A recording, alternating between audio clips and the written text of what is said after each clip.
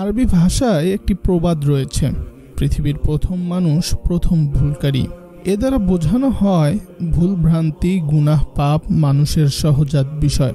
মানুষ ভুল করবে, এটাই খুব স্বাভাবিক বিষয়। মানুষ কোনো গুনাহ করবে না, এটা অস্বাভাবিক। আমরা যখন মানুষ, ভুল আমাদের হতেই পারে, তবে ভুল থেকে শিক্ষা না নেওয়া, তওবা না করা এবং বারবার একই ভুল করা অবশ্যই দোষের বিষয়। হযরত আবু হুরায়রা রাদিয়াল্লাহু তাআলা আনহু থেকে বর্ণিত, রাসূল সাল্লাল্লাহু আলাইহি ওয়াসাল্লাম বলেছেন, ওই পবিত্র সত্তার কসম যার হাতে আমার জীবন, যদি তোমরা একেবারেই কোনো গুনাহ না করতে, তাহলে ভূপৃষ্ঠ থেকে আল্লাহ তোমাদের অস্তিত্ব বিলীন করে দিতেন এবং নতুন এক জাতিকে সৃষ্টি করতেন, যারা গুনাহ করবে অতঃপর ইস্তেগফার করবে, আর আল্লাহ তাদের গুনাহ ক্ষমা করবেন এবং তাওবা কবুল করবেন। এই হাদিস দ্বারা বোঝা যায় মানুষের দ্বারা গুনাহ হওয়াটা অস্বাভাবিক কিছু নয়, তবে ভুলকে অভ্যাসে পরিণত করা এবং তাওবা না করা দোষণীয়। জীবনে অনেক পাপ করেছি, এখন কিভাবে আমি রবের সামনে দাঁড়াবো? আমি তো ক্ষমা পাবো না। জীবন তো ধ্বংস হয়েই গেছে, এখন আর কোনো উপায় নেই।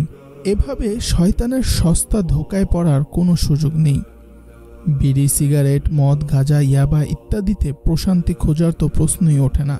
গুনাহ করে ফেললে আমাদের করণীয় কি? আমাদের করণীয় হলো অবশ্যই আমরা তওবা করব। যত গুনাহই করি না কেন, ইতিমধ্যেই তো আমরা গুনাহের পাহাড় গড়ে ফেলেছি। তাতে কি?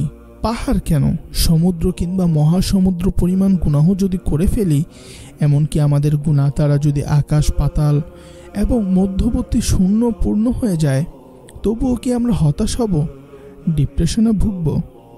না, বরং মহামহিয়ান আল্লাহর প্রতি মনোনিবেশ করব। কেননা আল্লাহ তাআলা পবিত্র কুরআনে বলেছেন, তোমরা আল্লাহর রহমত থেকে নিরাশ হও না, তিনি ক্ষমাশীল এবং পরম দয়ালু।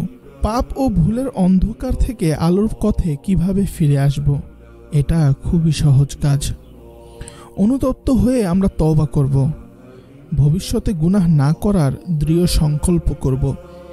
এতেই আমি পরিশুদ্ধ হয়ে যাব, নিষ্পাপ হয়ে যাব। কেননা হাদিসে রয়েছে, গুনাহ থেকে তওবাকারী ওই ব্যক্তির ন্যায় যে কোনো গুনাহই করেনি। পাপ থেকে কেন পবিত্র হব না? আমাদের আল্লাহ তো মহান, তিনি ক্ষমাশীল, তিনি দয়ার আধার, তিনি তাওবা কবুল করেন, এমনকি তিনি তাওবাকারীকে ভালোবাসেন। দেখুন আল্লাহ তাআলা পবিত্র কুরআনে কত সুন্দর করে বলেছেন, হে আমার বান্দাগণ, যারা নিজেদের উপর জুলুম করেছ, তোমরা আল্লাহর রহমত থেকে নিরাশ হও না। নিশ্চয়ই আল্লাহ সব গুনাহ মাফ করেন, তিনি ক্ষমাশীল এবং পরম দয়ালু। তিনি আরও বলেছেন, নিশ্চয়ই আল্লাহ তাওবাকারীদের ভালোবাসেন এবং যারা পবিত্র থাকে তাদেরকেও ভালোবাসেন। তারপরও কি আমরা আলোর পথে ফিরে আসব না? অন্ধকারে হারিয়ে যাব? আপনি কি জানেন বান্দা তাওবা করলে আল্লাহ কতটুকু সন্তুষ্ট হন? তাওবাকারীকে আল্লাহ ভালোবাসেন, তাকে পছন্দ করেন। বান্দার তাওবা আল্লাহ কেমন খুশি হন তার উদাহরণ দেখুন এই হাদিসে। আল্লাহ তার বান্দার তাওবায় ওই ব্যক্তির অপেক্ষা বেশি আনন্দিত হন যে তার উট হারিয়ে ফেলেছে এক জনমানব শূন্য ভয়ঙ্কর প্রান্তরে। উটের পিঠে ছিল খাদ্য ও পানীয়, এরপর সে ঘুমিয়ে গেছে। জাগ্রত হয়ে সে আবার উটের খোঁজে বের হলো। এক সময় তার তৃষ্ণা পেল। সে মনে মনে বলল, যেখানে ছিলাম সেখানে ফিরে যাই। অতঃপর তার মৃত্যু হওয়ার আগ পর্যন্ত ঘুমিয়ে থাকি। মৃত্যু অবধারিত জেনে বাহুতে মাথা রেখে সে ঘুমিয়ে পড়ল। জাগ্রত হয়ে দেখতে পেল হারিয়ে যাওয়া উট তার পাথেয় ও খাদ্য পানীয় নিয়ে তার সামনে দাঁড়িয়ে আছে। ওই ব্যক্তি তার উট ও পাথেয় ফিরে পেয়ে যতটুকু খুশি হয়, তার থেকেও অধিক খুশি হন আল্লাহ তার বান্দার তাওবায়।